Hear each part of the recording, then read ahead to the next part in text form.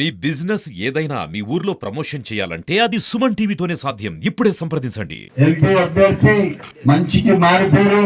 ఉమ్మడి రాష్ట్రంలో ఒక సుదీర్ఘమైన మంచి పరిపాలన చేసిన మనిషి ఈరోజు ఈ రాష్ట్రానికి మన ఎంపీ రాజంపేట పార్లమెంట్ కి మనకు అన్ని విధాలుగా సహకరించి మన అన్నగారు పెద్దలు కిరణ్ కుమార్ రెడ్డి అన్న గారికి, మా రామసముద్రం మండల ప్రజలు, అక్కలు, అన్నలు, తమ్ముళ్ళు, ప్రతి రైతులకు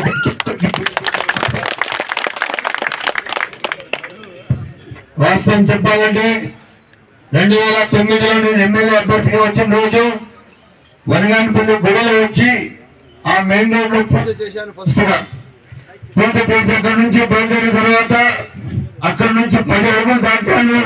కుడి పక్క ఒక గుడిసి కనపడింది. ఇంకా కొంచెం దూరం వస్తే ఎడం పక్క గుడిసి కనపడింది. అక్కడి నుంచి ఎంతవరకు వెళ్తే కూడా ఆ రోజు మండలంలో ఎక్కడ పోతే కూడా గుడిసెలే ఉన్నాయి. రోడ్ల పరిస్థితి చాలా దారుణం. ఇదే కాకుండా అదే ఇసుక మీరు టిప్పర్ కొనాలంటే 32,000 రూపాయలతో టిప్పర్ మీకు. ఈ రోజు వీళ్ళ అరాచక తాండవం ఎంత ఉందంటే 14.5 సంవత్సరం ఈ రాష్ట్రానికి ముఖ్యమంత్రి పనిచేసిన వ్యక్తి, 9.5 సంవత్సరం ఉమ్మడి రాష్ట్రానికి పనిచేసిన వ్యక్తి అంగళ్ళ ద్వారా వెళ్తుంటే కావాల్సిన రాజేసి నిలబెట్టి ఆయన పైన కేసులు కట్టి ఆయన కారులో అక్కడ దిగే ప్రోగ్రాం కూడా లేదు అంగళ్ళలో.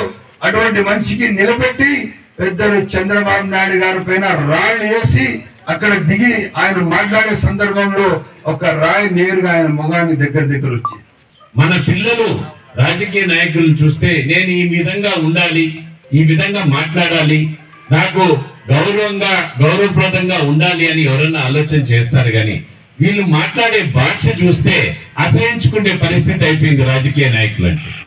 ఇది మార్పు రావాలి. ప్రజా నాయకుడు అంటే ప్రజల మేలు కోసమే ఆలోచన చేయాలి. ప్రజల దగ్గర దోపిడీ చేసేదానికి ఆలోచన చేసే వాళ్ళకి మీరు ఓటు వేయకూడదు అనేది స్పష్టంగా తెలియజేస్తున్నారు. 1,000 కోట్ల రూపాయలు బ్యాంకుల నుంచి తీసుకున్నారు. దురదృష్టం ఏమంటే RBI 21,000 కోట్లు రిలీజ్ అయినాక కళ్ళు తెలుసుకున్నారు వాళ్ళు. ఇదేమి ఇది రాష్ట్ర ప్రభుత్వానికి మీరు డబ్బు ఎట్లు ఇచ్చారు, ఇంక ఇచ్చేదానికి కుదరదని చెప్పి ఆపడం జరిగింది. అప్పటికే వీళ్ళు ఇది అటాక్ చేసేసారు.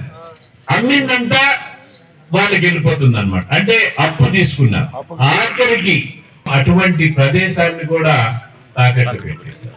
ఒక పక్క మోడీ గారు ప్రభుత్వం 10 సంవత్సరాలు ప్రధానమంత్రిగా ఉన్నారు. ఎన్నో స్కీమ్స్ చేశారు.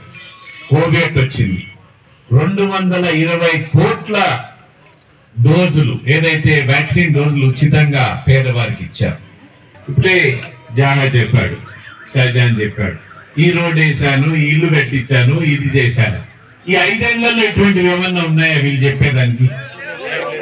ఈ చెరువులో ఇసుక తోలాను, ఈ దీంట్లో ఇది చేశాను, లేకపోతే ఈ మండలంలో కబ్జా అయింది, ఇవి మాత్రం వింటా ఉన్నాం తప్ప దొంగ కేసులు, లిక్కర్ పైన స్కామ్ అన్ని కూడా ప్రజా వ్యతిరేక పాలన.